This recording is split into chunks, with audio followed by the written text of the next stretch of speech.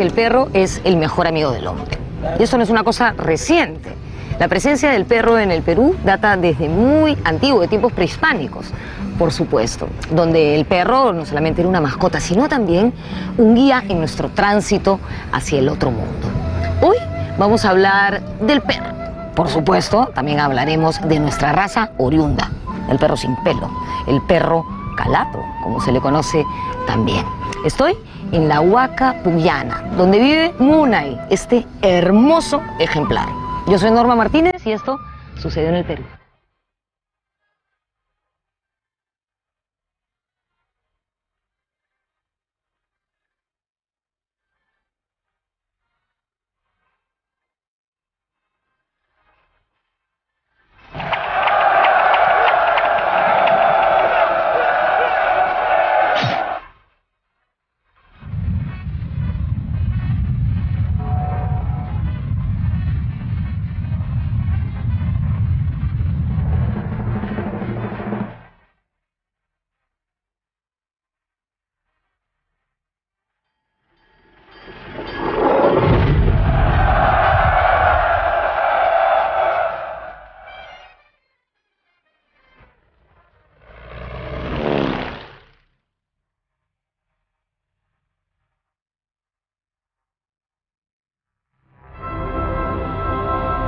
Tal vez el primer animal en ser domesticado por el ser humano.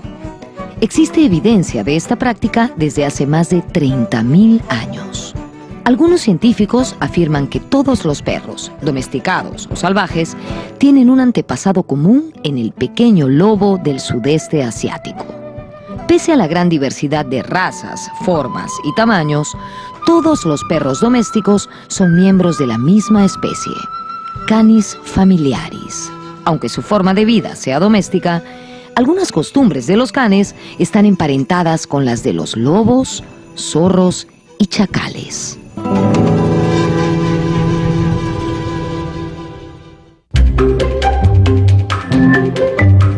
El perro desciende del lobo. Sobre los estudios que se han hecho en los últimos 100 años, se sabe que es un tronco de los lobos. Los perros en América, en el continente americano, sí parece que son perros que migraron, como migraron otras especies del Asia hacia América o de América hacia el Asia en la última glaciación o en la época del Pleistoceno, que es la última época de los hielos, digamos, la última época en que la Tierra está cubierta de hielos y se crea un puente natural. Efectivamente, la hipótesis más aceptada es que los perros llegaron a América desde el Asia, durante el periodo llamado Pleistoceno.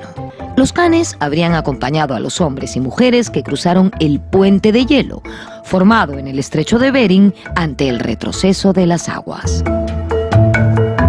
Desde que el hombre cruza el estrecho de Bering y llega desde Asia hasta América, ya hay presencia de perros. Eso es indudable en el registro arqueológico. Ya en territorio peruano, el perro va a estar presente desde épocas inmemoriales, desde el periodo lítico, como se le conoce, aproximadamente 10.000, 8.000 años antes de Cristo. Yo pienso que llegó por el estrecho de Bering acompañando a los humanos. Fue migrando hacia el sur por una cuestión climática. Al arribar al Nuevo Mundo, los colonos españoles dieron testimonio de estos perros encontrados en América. Por lo general, eran más pequeños que los existentes en Europa. El primer testimonio es de Cristóbal Colón, que escribe un diario que se pierde, pero que Bartolomé de las Casas llega a leer y transcribe parte de ese diario. Y cuenta que lo primero que encuentra al desembarcar y pisar por primera vez Colón lo que va a ser América, encuentra unas chozas de pescadores con redes y encuentra unos perritos chiquitos que los estaban criando para comerlos. En el actual México, Hernán Cortés, conquistador del Imperio Azteca, se sorprendió por la costumbre de los indígenas de comer perros.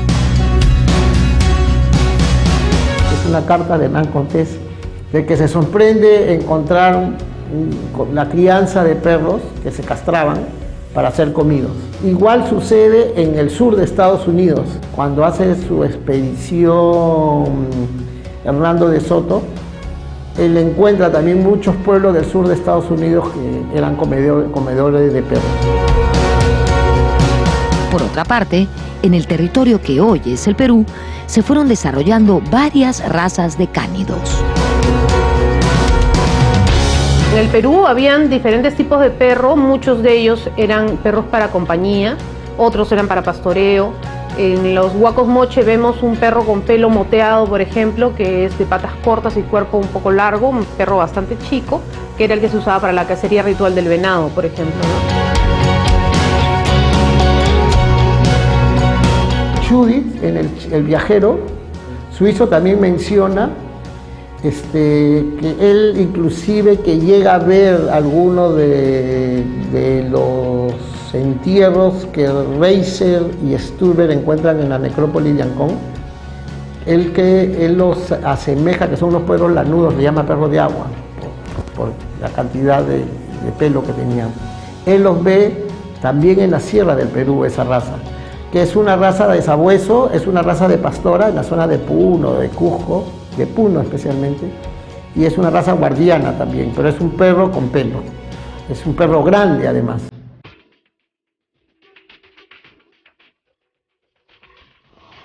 Los perros en el Perú prehispánico eran llamados de acuerdo a la región donde vivían.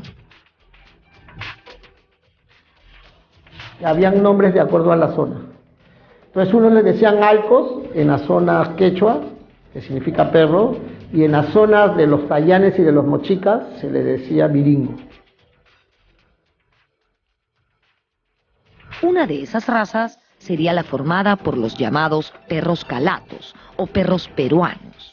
El cronista español Pedro Cieza de León narró cómo vio a esos perros en el norte del Perú.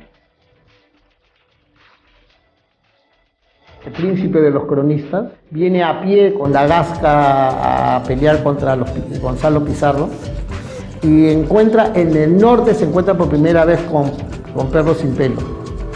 Y lo llama, él dice, el único testimonio, no sé por qué él dice que lo llaman cholos a esos perros sin pelo.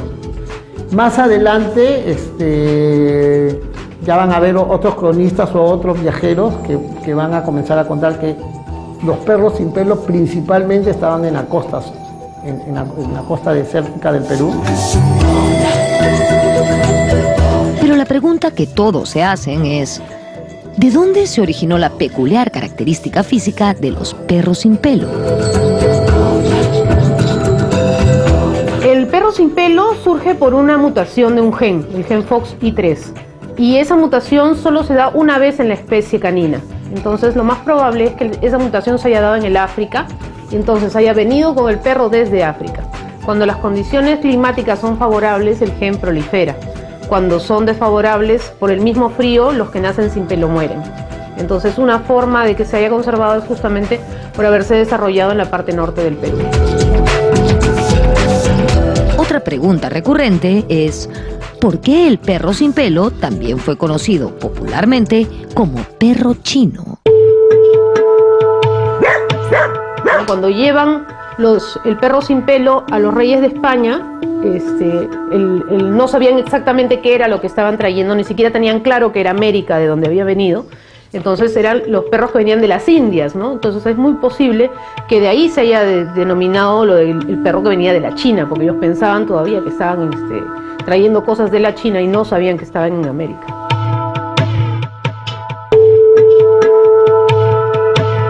Para el siglo XVII y XVIII ya viene con las creaciones de los grandes imperios, viene el acercamiento comercial con China.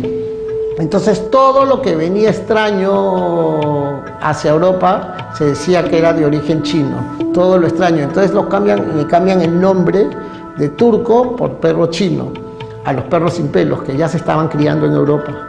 Y ese nombre rebota, ya se establece en el 18 y en la época de los Borbones, los nobles que criaban estos perros sin pelo también lo comienzan a aplicar en el Perú. Y se populariza y se vuelve un nombre popular en las colonias americanas el nombre. Y recién hace una década que recién se le llama perro peruano sin pelo, pero yo he crecido escuchando como perro chino.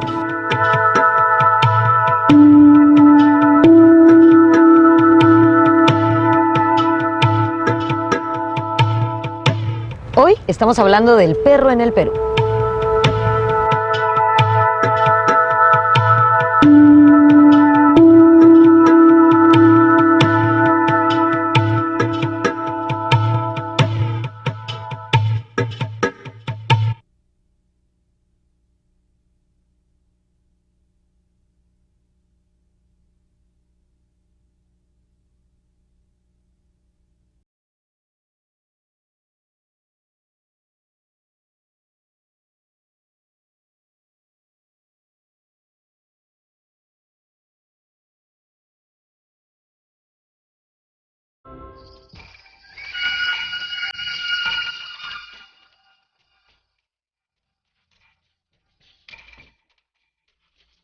Representaciones e iconografías de perros encontramos en prácticamente casi todas las culturas de nuestro antiguo Perú.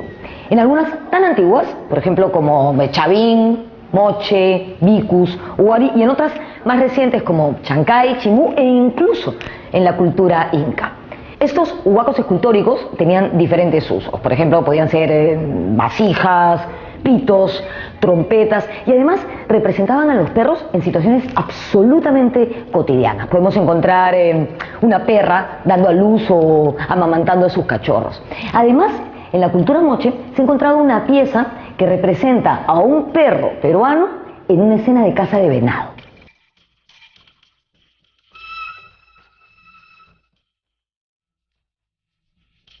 El perro siempre ha estado presente en la iconografía de los peruanos antiguos, en diferentes representaciones, ¿no? En piedra, en cerámica, en arte rupestre también está presente.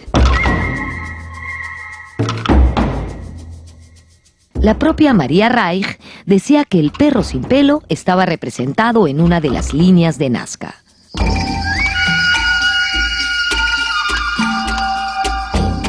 María Reich inclusive menciona que cree una figura que la depredaron después, que es de un perro, de un perro sin pelo. Ella lo menciona que cuando ella llega recién a trabajar con Paul Coso en Nazca, una figura que después fue depredada era la forma de un perro sin pelo. Para los arqueólogos, en el Perú prehispánico existía la creencia de que los perros acompañaban a los seres humanos en la vida de ultratumba. Y es que el papel de animal de compañía del perro en la ideología de nuestros antepasados indígenas iba más allá de ser simplemente compañía. Cuando ellos mataban a los canes y los colocaban en las tumbas de sus amos, no era simplemente que el animal debía seguir acompañando a su amo en el mundo de los muertos, sino que debía guiarlo.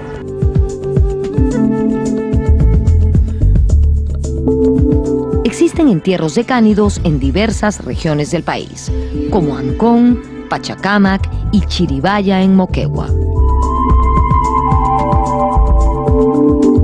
Eso es un estudio que descubrió Sonia Guillén. Ella descubre en los entierros de los chiribayas una raza lanuda y descubre que los entierran, que hay cementerios solo para perros también.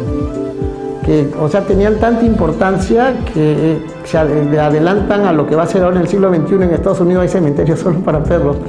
Ya los chiribayas tenían inclusive cementerios solo para perros. Y ese perro, por las características morfológicas del perro, se sabe que es un perro pastor, porque los chiribayas criaban camélidos.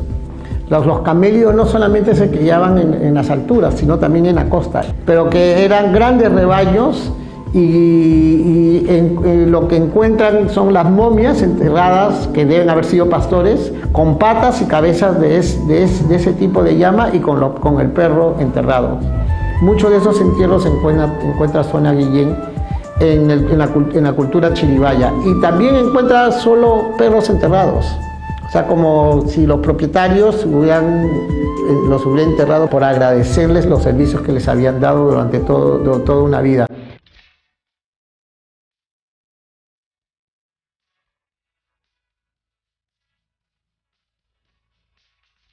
Estoy en el Museo de Sitio del Parque de las Leyendas y aquí, como ustedes saben, seguramente los que han visitado el parque, hay un montón de huacas. En ellas se han encontrado restos de perros, de canes, y por suerte voy a conversar con la arqueóloga Lucénida Carrión para que nos cuente un poquito cómo ha sido este proceso. Aquí hemos encontrado más de 130 cánidos, ¿no? Entre ellos estos cánidos han sido analizados por un especialista, el cual ha determinado 3 tipos de cánidos. Pero en total solamente hemos analizado 31 cánidos.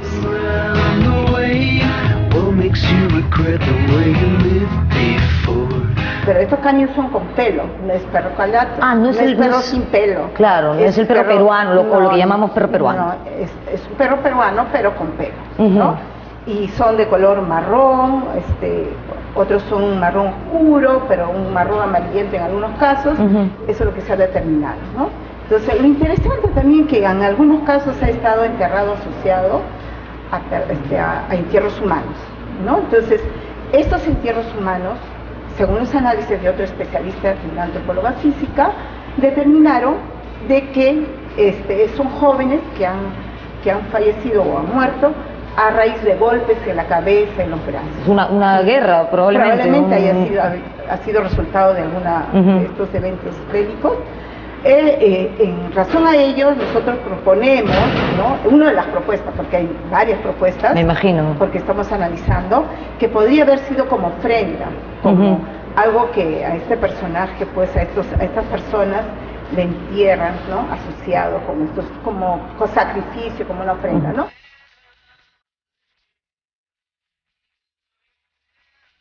Pero dicen además que el perro es un guía hacia el otro mundo, ¿no? Eso también, ¿no? De que el perro, hasta la actualidad en muchas comunidades todavía se considera que el perro es el guía que le traslada, es el que dirige el camino a la otra vida, a la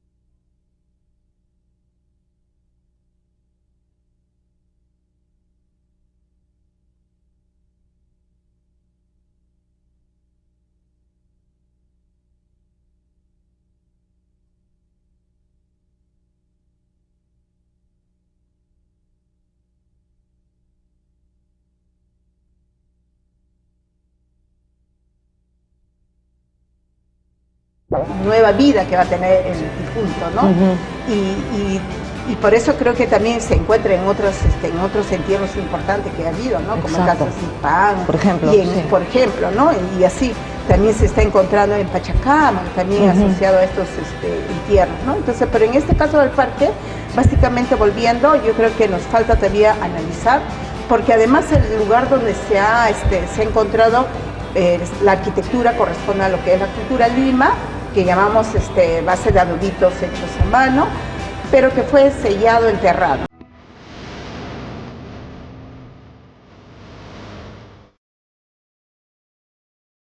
En su fastuoso entierro, el señor de Zipán fue acompañado por guardianes, sirvientes, 2 llamas y un perro.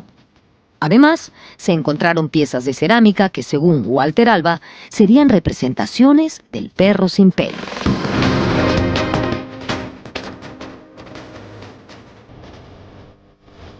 Lo que vemos en Zipán es animales de compañía también acompañando al Señor en la tumba. Pero esto ahí está llevado un poco al extremo, y es que la servidumbre también acompaña al Señor, la servidumbre humana, no solamente la servidumbre canina, y también vemos ofrendas de camélidos, entre otros elementos allí. Los estudios revelan que se trata del perro moche, no es el perro sin pelo peruano, el conocido, el que se ha puesto de moda actualmente.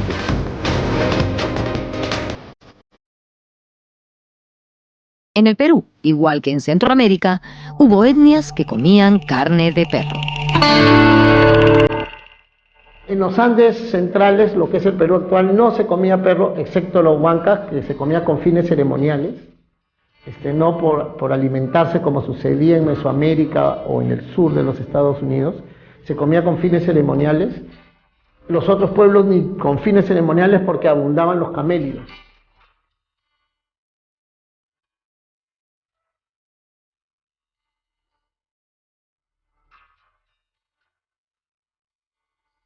Quizás lo que les voy a contar les va a sonar un poco raro, pero hasta el día de hoy, en muchos lugares del mundo, especialmente en el Asia, hay gente que come perro y les parece totalmente natural, tan natural como debió parecerles seguramente a muchos pobladores del antiguo Perú, entre ellos a los de la etnia huanca, que solían comer perro en actos ceremoniales.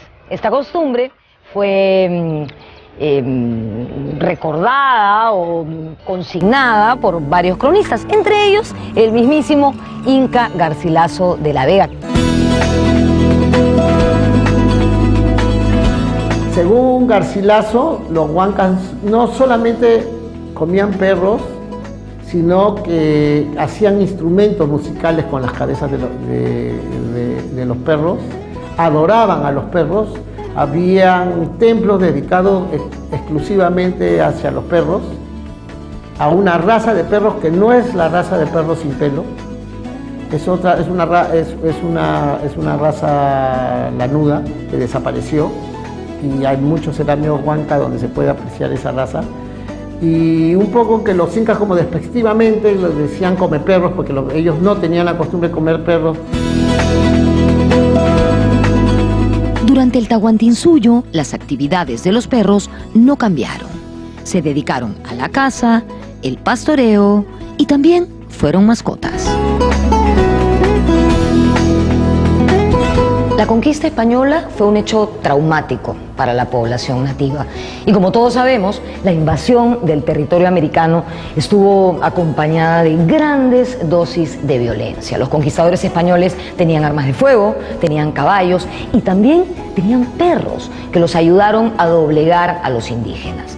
Estos perros eran una mezcla, un cruce entre dogo y mastín, y llegaron verdaderamente a aterrorizar a la población del Nuevo Mundo. Tanto así que fueron llamados perros come indios. Fuerte, ¿no?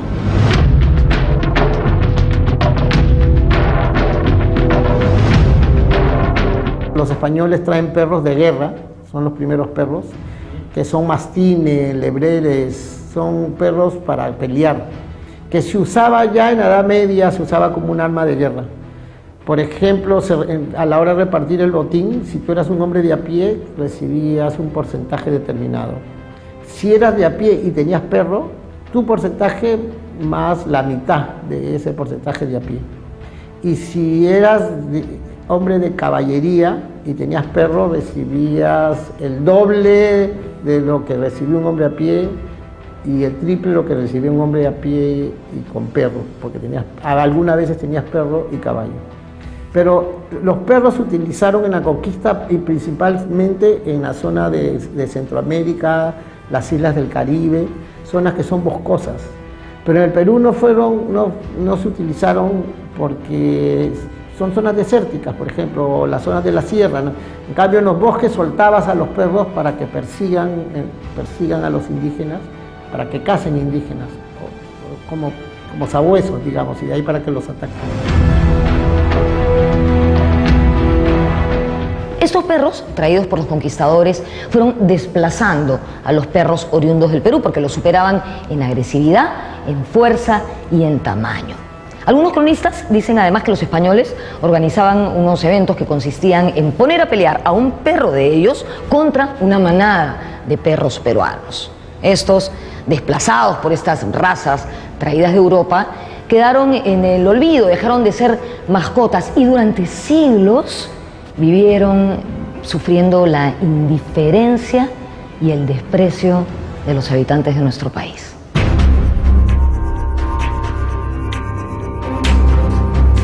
Usaban nuestros perros peruanos, todas las variedades que habían, todas las razas que teníamos de perros peruanos antiguos, los usaban como carnada para estos perros, ¿no? Para que no pierdan la ferocidad.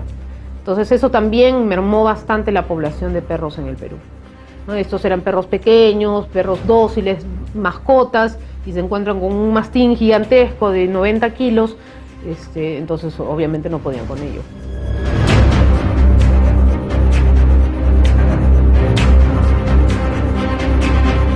Hay referencias también de que en el caso de los perros viringos, del perro chimo, que habitaba salvaje en las playas del norte, los españoles se divierten arrojando sus mastines y sus dogos a luchar contra estos animales y el resultado, como nos podemos imaginar, es desastroso para los autóctonos.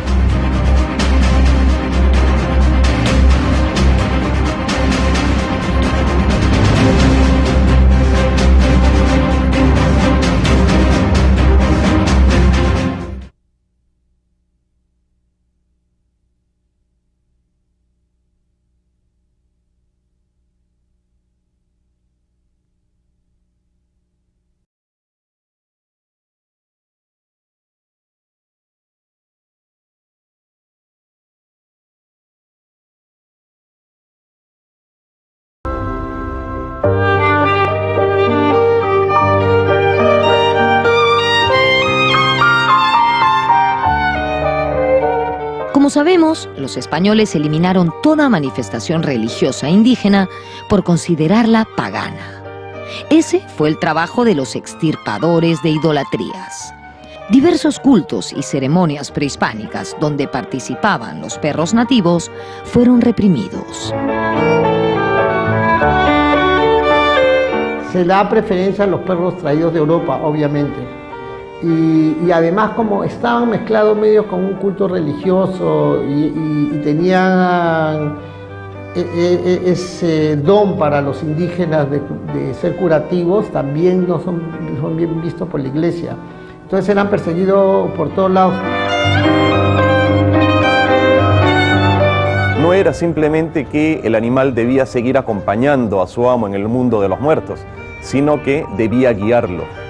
Los sacerdotes españoles, católicos, dogmatizadores y los extirpadores de idolatría dan cuenta de ello. Es una práctica que ellos combaten con ferocidad. Hay reportes, sobre todo para la costa norcentral, que ese papel debía cumplirlo un perro de color negro. Es así que hay casos lamentables en el cual sacerdotes españoles ordenan dar muerte a todos los perros negros que hayan en la zona.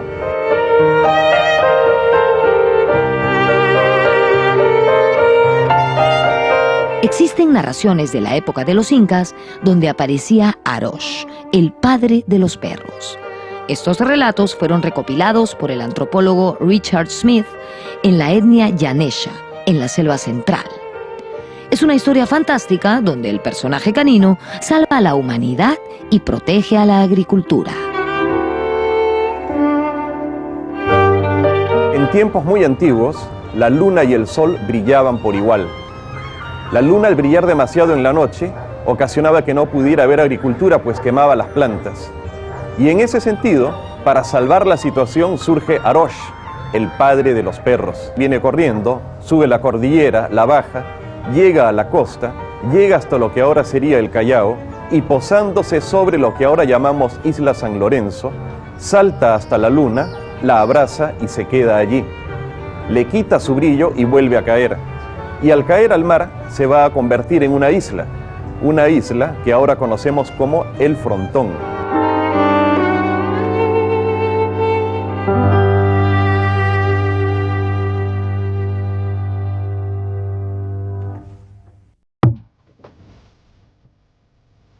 Otro relato recogido por los españoles cuenta que cuando había un eclipse de luna, los nativos usaban los aullidos de los perros para ayudar a la diosa Quilla.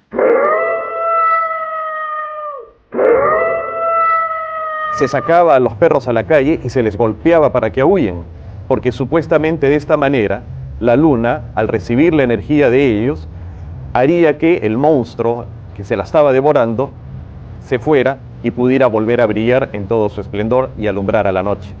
El temor que existía a los eclipses impulsaba a los antiguos a realizar estos actos en los cuales el perro tenía una importancia primordial.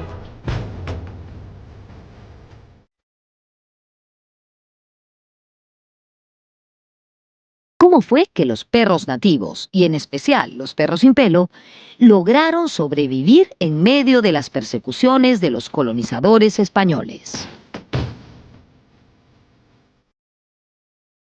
Emilio Valdizán dice que el sentido medicinal que se da al perro sin pelo es lo que le permite sobrevivir a la conquista.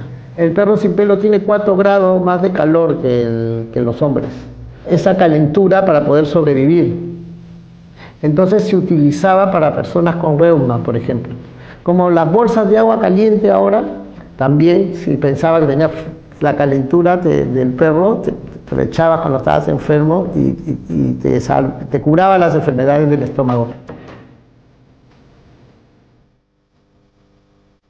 La gente del campo lo conservó, mucho por la mitificación que había sobre el perro, la tradición antigua que había sobre él, esas creencias de curaciones mágicas, de que con la cola hacían brujería también, y esta fascinación que hay de que nacen con pelo y nacen sin pelo, ¿no? Y que no podían terminar de descifrar, ¿no? Esto además de que eran una excelente compañía, no tenían el tema de las pulgas, era un perro fácil de cuidar y bastante resistente.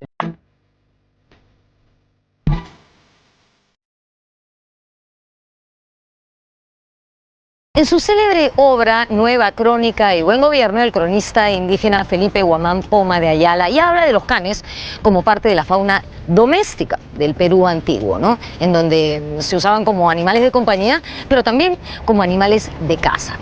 Él se representa a sí mismo en una de sus quillas, él le decía quillas a sus dibujos, que se llama Camina el autor, y que representa su viaje a Lima para denunciar el abuso de los corregidores, acompañado de su hijo, de su caballo guiado y de 2 perros, Amigo y Lautaro.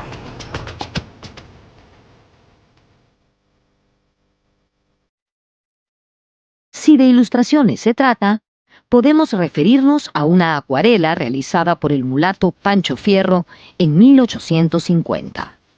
En ella se ilustra al aguador Mataperro. Este personaje, además de dedicarse a su oficio de aguador, cada 15 días y por disposición municipal debía matar a perros vagabundos. La excusa era la proliferación de canes y el peligro de que se contagiasen de rabia. Esta disposición se mantuvo algunos años.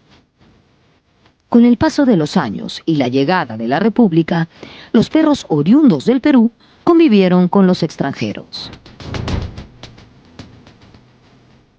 El perro siempre ha sido compañía y utilitario, porque ayudaba a vigilar para el caso de los depredadores, ayudaba a cazar, eliminaba los residuos de la comida que el humano dejaba para evitar que vengan otros rapiñadores también.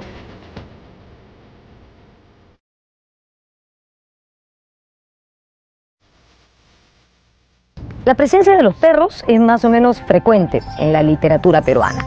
Por ejemplo, en la novela épica Los perros hambrientos de Ciro Alegría hay un estupendo personaje que se llama Huanca. Huanca es una entrañable perra que tiene 4 cachorros adorables: Hueso, Pellejo, Mañu y Chutín.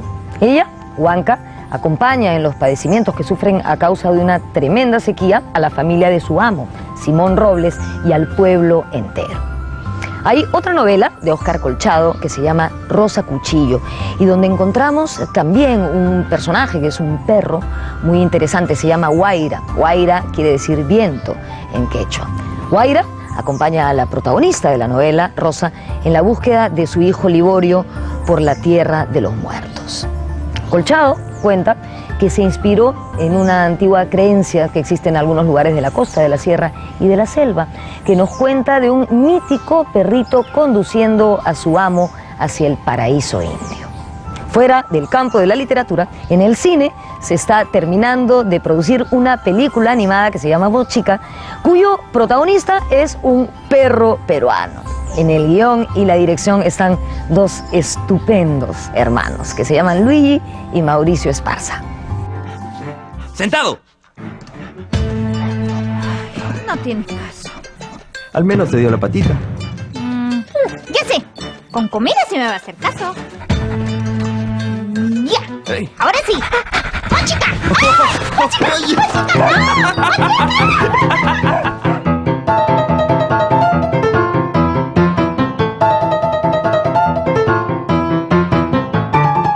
A inicios del siglo XX se pusieron de moda en Lima las carreras de galgos. El galgo es un perro famosísimo por su velocidad. En noviembre de 1928 se inauguró el primer canódromo de Lima, administrado por la asociación Lima Kennel Park. Este canódromo quedaba exactamente donde estoy yo ahora, en el Parque Hernán Velarde en Santa Beatriz. De hecho, este era el circuito por el que corrían los perros. Era un espectáculo moderno, elitista, aristocrático, para gente de clases acomodadas. Incluso podían asistir las mujeres.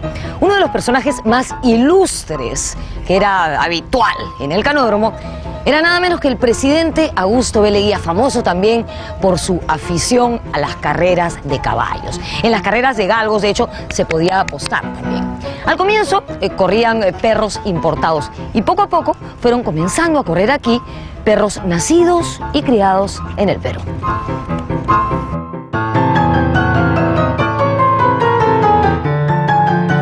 El galgo es utilizado como perro de carrera en Estados Unidos, en los canódromos. Hubo canódromos en Lima.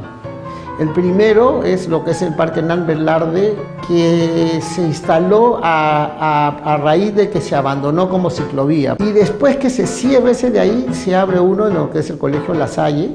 Por la presión del Jockey Club, en ese entonces, se cierra el canódromo porque competía en las apuestas y en el público, y deja de haber carrera de perros. Hoy estamos hablando del perro en el Perú.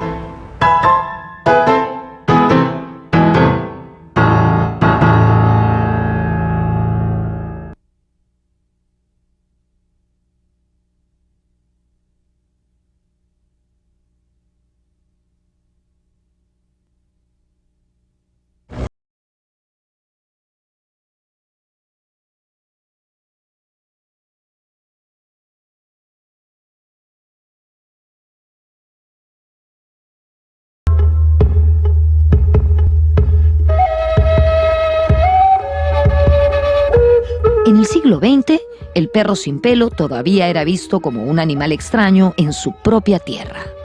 No era motivo de orgullo nacional, ni símbolo de identidad, como lo es hoy. Afortunadamente, esta percepción fue cambiando con los años. Es inexplicable, porque en general yo fui una persona que reconozco que tuve algún prejuicio por el perro en algún momento cuando lo vi lejanamente. Y más bien daba pues ese nervios típico, la desnudez, lo sentía en algún momento, ¿no? Pero cuando esta perrita llegó a mi casa, que fue mi hermano el que la lleva, llegó cachorrita y era como que inmediatamente pasó de brazo en brazo, y es como que fue mágico, ¿no? Sentir como su calidez, en fin, su vibra. Yo creo que es algo muy interesante y no sé, rico ver cómo en estos últimos 15 años se viene dando toda una recuperación y revalorización de la raza, ¿no? del perro. Un perro que es historia viva. En esta revaloración del perro peruano sin pelo, jugó un rol fundamental el ingeniero de origen italiano Ermanno Maniero. Cuando parábamos a algún sitio veíamos estos perros desnudos que deambulaban generalmente alrededor de los mercados buscando comida, pero nos llamó la atención que no tenían pelo. Desconocedor totalmente sobre esta raza, pensábamos al comienzo que eran perros que estaban enfermos, pero luego otro domingo iba a un sitio o otro y seguimos viendo los mismos perros con igual desnudos. Entonces comprendimos que no es que estaban enfermos, sino que era un tipo de perro así, características que tenía. Fascinado con esta especial raza, Maniero buscó en museos sus huellas en el arte precolombino. Me quedé pues con la boca abierta porque había un montón de huacos con el perro sin pelo. Le comencé a preguntar, así me dijo, son muy antiguos, están en varias culturas, me dijo la chancay, la chimú, el tiahuanaco, en varias culturas. Vicus. Ahí fue donde yo, la verdad, sentí una impresión tremenda, solamente al pensar que este perro, este animal viviente, ha estado en la mano de la misma manera que lo tenían los incas.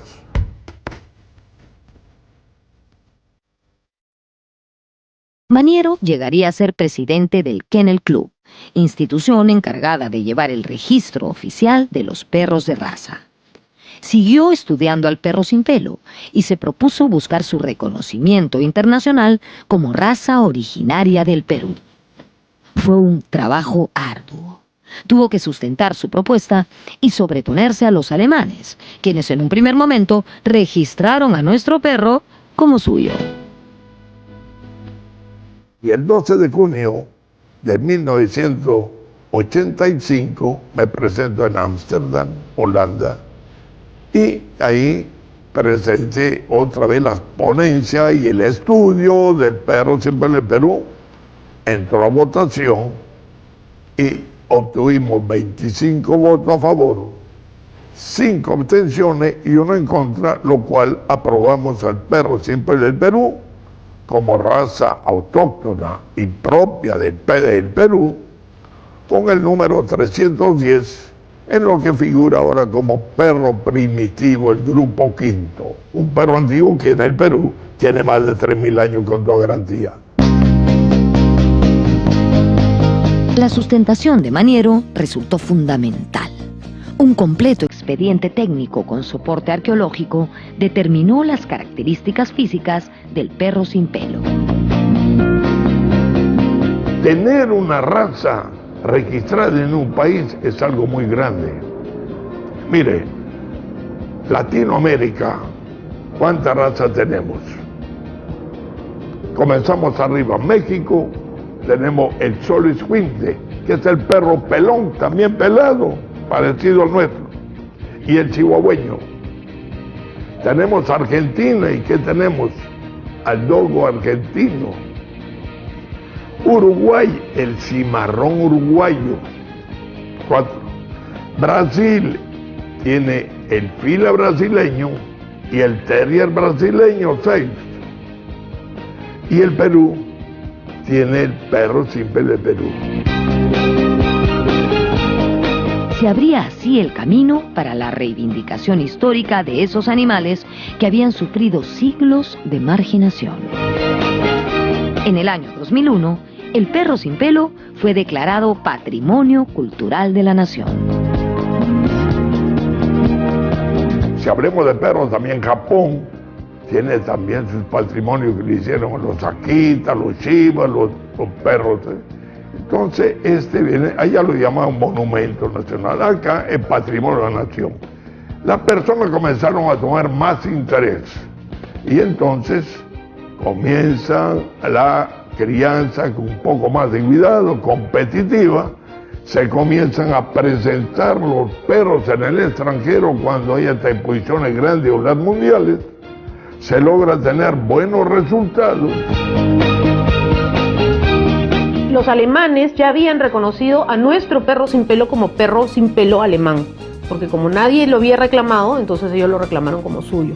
Entonces el ingeniero Hermano Maniero hizo el rescate primero de la raza como tal y demostrando que el perro era peruano y que estaba representado en la cerámica, pudo hacer que le dieran la denominación de perro sin pelo del Perú.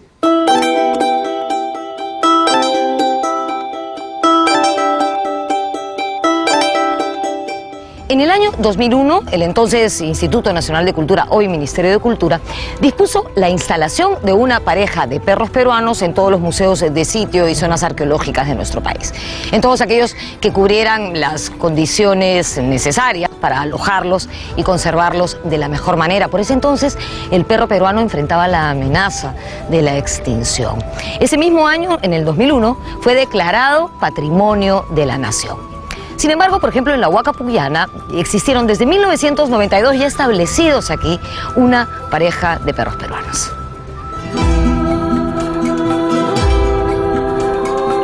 Eso salió como una norma del Instituto Nacional de Cultura, en la cual todos los museos de la costa peruana, museos de sitio, debían contar con una pareja de perros sin pelo, como una manera de integrarlos a su circuito expositivo, mostrando parte de la realidad viva.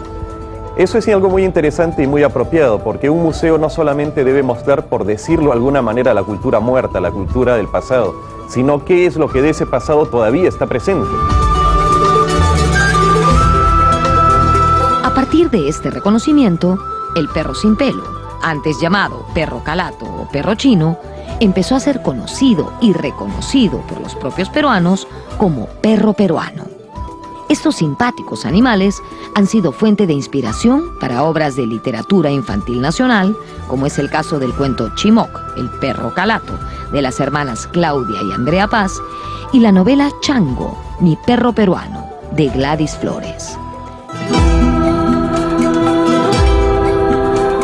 Bueno, es un símbolo histórico y vivo, ¿no? Un patrimonio que ha permanecido, ha enfrentado además diversas crisis y las ha sobrevivido, ¿no? Con éxito.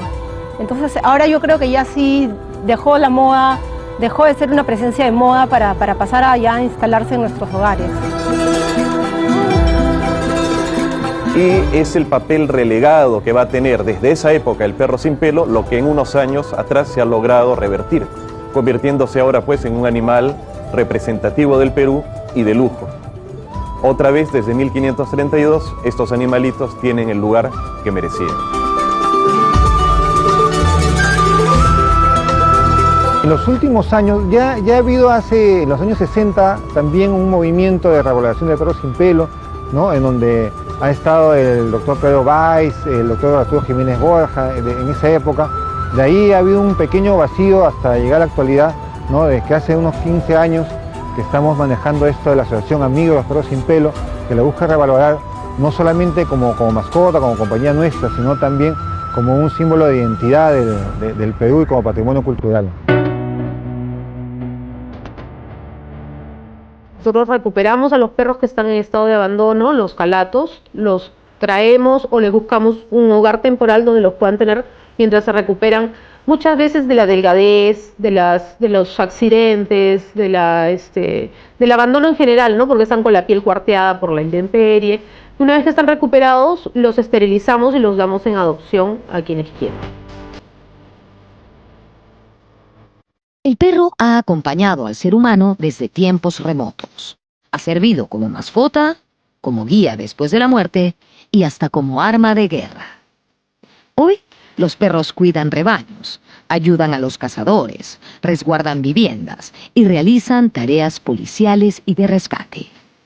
Incluso algunos de ellos, especialmente entrenados, sirven de guía a los invidentes, símbolo inobjetable del antiguo papel del perro como el mejor amigo del hombre.